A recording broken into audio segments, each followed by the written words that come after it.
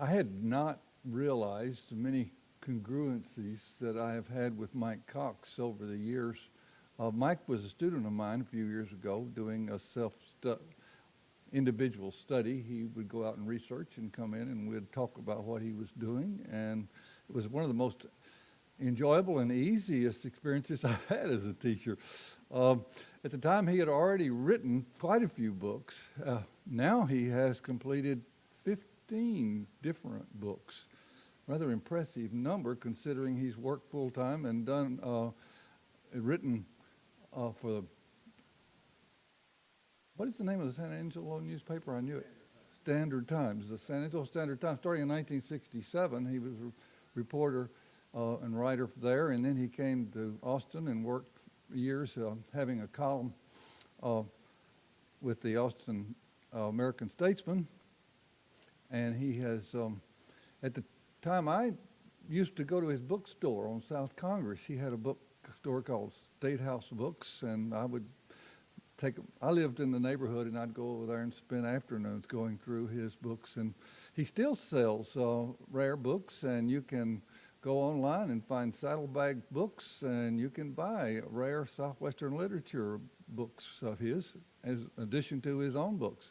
I also was very fond of Fred Gibson, who wrote Oh Yeller, that you probably have seen the movie about years ago. And one of the first books I ever read by Mike was his biography of Fred Gibson.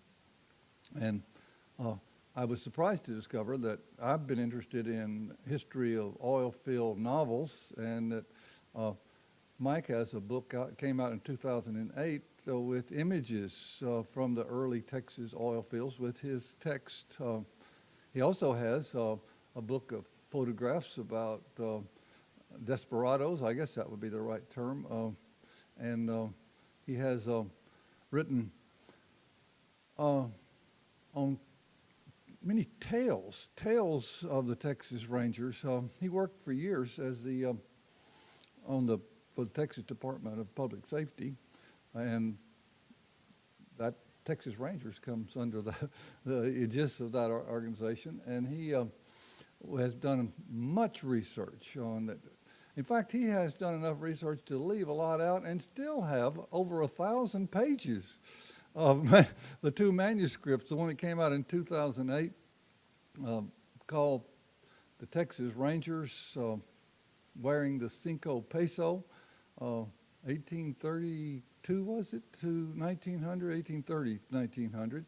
And then this year he came out with the 502-page book on the same subject, starting in 1900 and bringing it up to the present.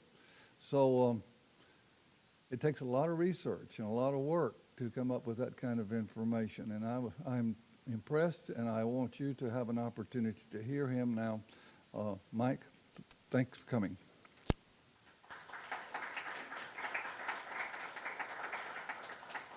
Thanks. I'm glad to see this many people here on such a beautiful day. The first thing I'd tell you is thank you. I mean, as I was driving here, I thought, do I really want to come and talk today? I mean, it's so pretty outside. I'd just as soon be out fishing.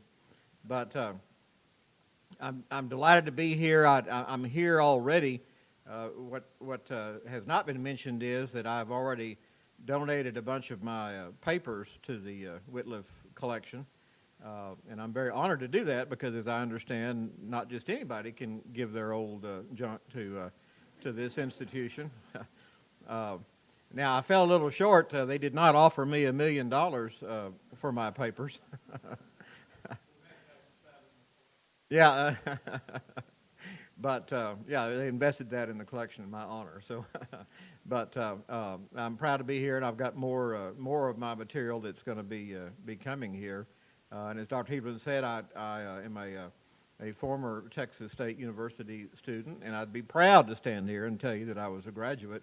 But what I tell people is that I have a unique degree after about 130 some odd hours of study. It's called an ABA. I don't know if you're familiar with that or not, but that stands for all but algebra, and that's what my degree is in. So I figure at this point in my career that what I'll just do is hold out for an honorary degree Maybe if I keep giving papers and keep giving papers and keep writing books. I was introduced the other day, and they said that I'd written the number of books I have, and somebody in the audience said, "Is that all?" But but anyway, I'm here today to talk to you a little bit about the Texas Rangers. I want to acknowledge a couple of people first. My wife Linda here in the front row played a big role, and I've acknowledged her in my dedication of both my Ranger books. In cowboy Texas terms, she kept the campfire burning while I spent my time researching and spending an awful lot of time writing. And then next to her is Beth Warren, who works for the Department of Public Safety, and I had the privilege of stealing her from the driver's license division, I guess it was, way back when I worked there.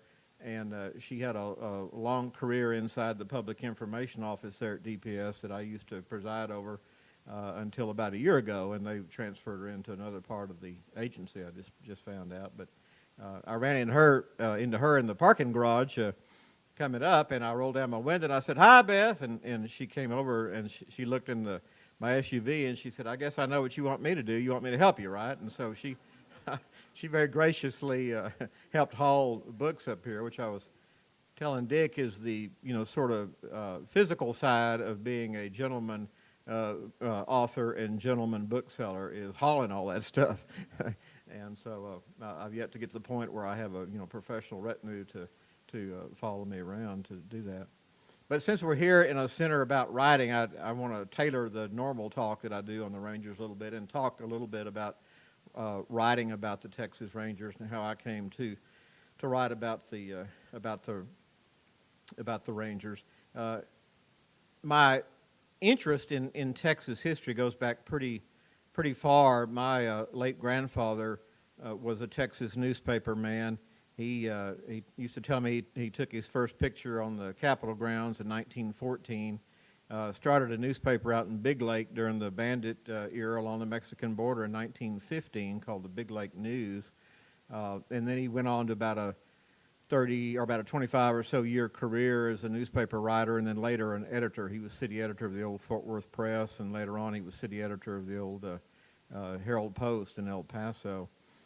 Then he segued into Chamber of Commerce work.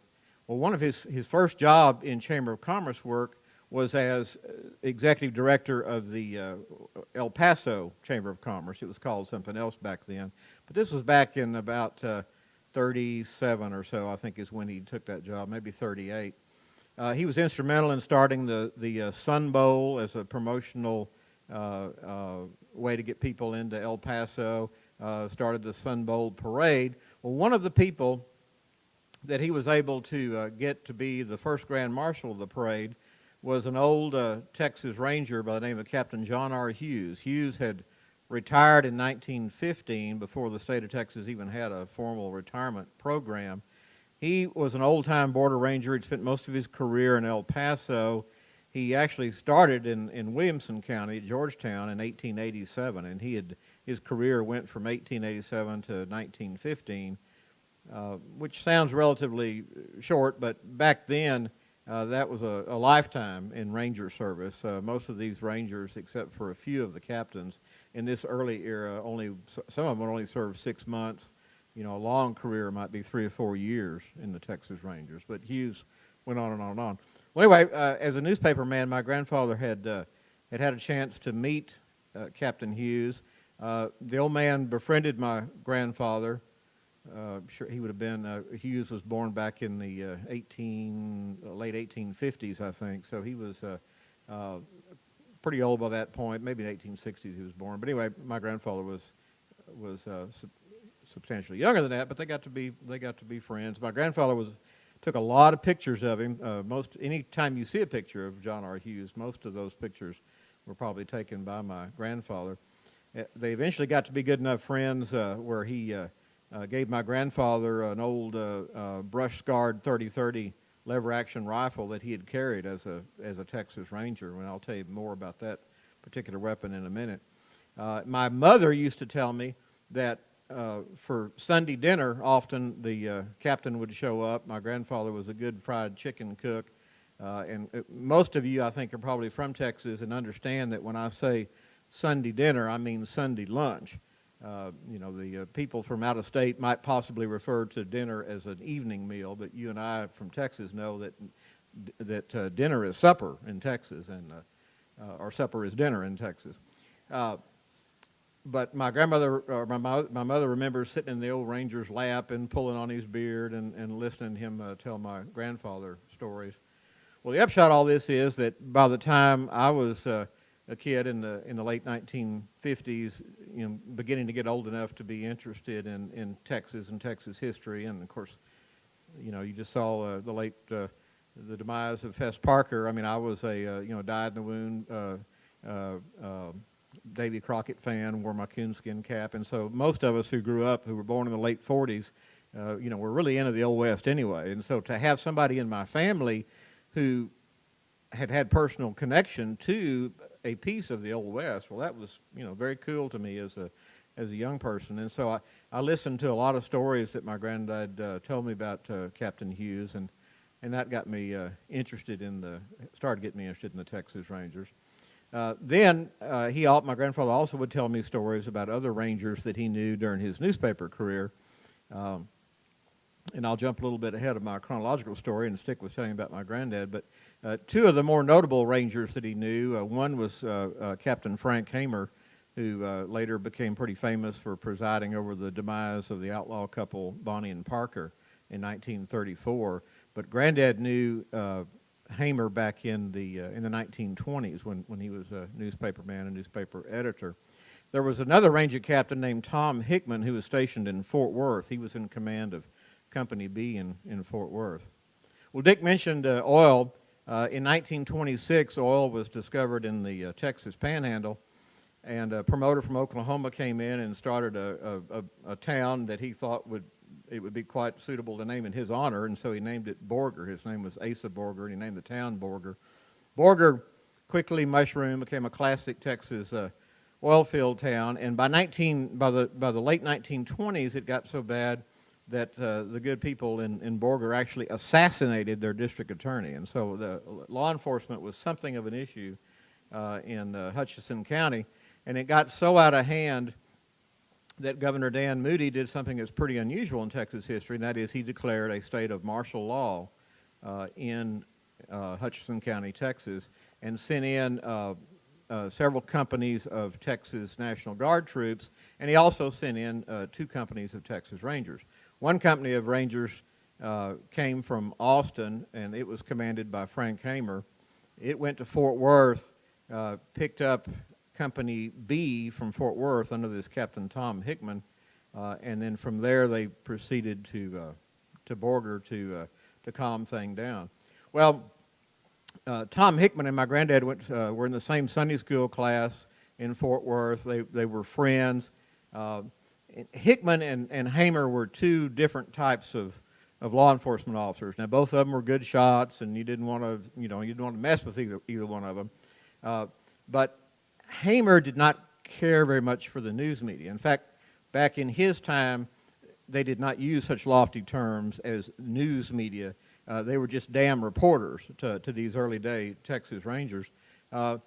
Hickman, on the other hand, loved to see his picture in the paper, loved to pose for pictures, loved to be quoted in the newspaper. One of his better friends was my grandfather, who was a newspaper editor. So, his name and photograph and information about him appeared in print quite often. Okay, so another interesting thing about the news media, or damn reporters back in that era, a very dangerous trend that I'm glad that did not continue into my era as in dealing with the news media at the DPS, and that was that for political purposes, sheriffs and chief of police would often issue commissions to reporters or editors, which means that they were empowered legally to carry a gun.